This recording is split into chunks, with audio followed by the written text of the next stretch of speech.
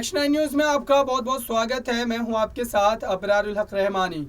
महाराष्ट्र की सियासत में सबकी नज़रें जो है वो सुप्रीम कोर्ट की ओर टिकी हुई थी और अभी भी टिकी हुई है, लेकिन यह कयास आराई की जा रही है और लगातार ये बताया जा रहा है और आप खुद भी समझ सकते हैं कि दरअसल सुप्रीम कोर्ट में जो सुनवाई चल रही है उसको देख करके ऐसा लगता है कि आने वाले समय में शिंदे गुट को एक बड़ा झटका लगने जा रहा है, क्योंकि शिंदे गुट ने जिस तरीके से महाराष्ट्र की सत्ता को हथियाया है उससे ये बात स्पष्ट हो जाती है कि दरअसल शिंदे की ये ताकत नहीं थी, बल्कि उनके इन तमाम रणनीतियों के पीछे कोई और बड़ी ताकत थी। और अब ये खबर आ रही है सूत्र के हवाले से कि दरअसल शिंदे गुट के अंदर ये बात आम हो गई है कि अब सरकार उनकी गिरना जो है एक तरीके से तय मानी जा रही है, क्योंकि सुप्रीम कोर्ट जब ही इस मामले की सुनवाई करना शुरू किया था तभी से इस मामले को CJI NV रमना ने बारीकी से देखा और इस मामले को बारीकी से देखने की ही वजह से उन्होंने संवैधानिक पीठ को यह मामला रेफर कर दिया था। और अब जबकि इस मामले को पूरी तरीके से छानबीन करके जब इस मामले पर फैसला आने की घड़ी आई है तो ऐसा बताया जा रहा है कि शिंदे गुट पर दल बदल कानून जो है वो लागू होगा। और अगर ऐसा होता है तो फिर शिंदे गुट कोर्ट के फैसले से सीधे तौर पर हार जाएंगे और सरकार भी उनकी गिरती नजर आएगी। लेकिन साथ ही एक तरीके से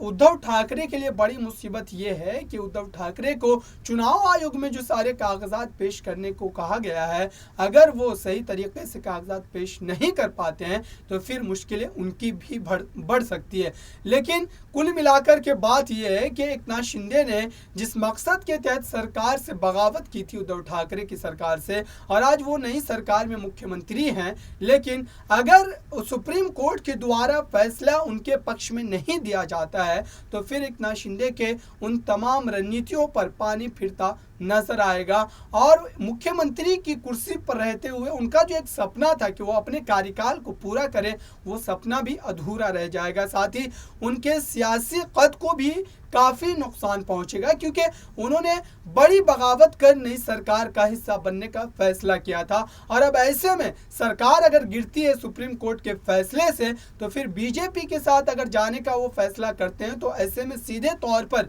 देवेंद्र फडणवीस से उनका कद जो है वो छोटा हो जाएगा और ये कतई एकनाथ शिंदे नहीं चाहेंगे। शिवसेना में जहां तक वापसी की बात है तो रश्मि ठाकरे को ये फैसला लेना है, क्योंकि उद्धव ठाकरे ने उनको रोकने के लिए तमाम तरकीबें नहीं बनाई थी बल्कि रश्मि ठाकरे ने बनाई थी। और रश्मि ठाकरे इस बात पर कभी भी रजामंद नहीं होगी कि फिर से एक बार एकनाथ शिंदे को शिवसेना में शामिल किया जाए। देखते हैं कि सुप्रीम कोर्ट के फैसले के बाद महाराष्ट्र की सियासत किस तरीके से बदलती नजर आती है। इस खास रिपोर्ट में इतना ही। देखते रहिए ताज़ा तरीन खबरों के लिए नेक्स्ट 9 न्यूज़ को। धन्यवाद।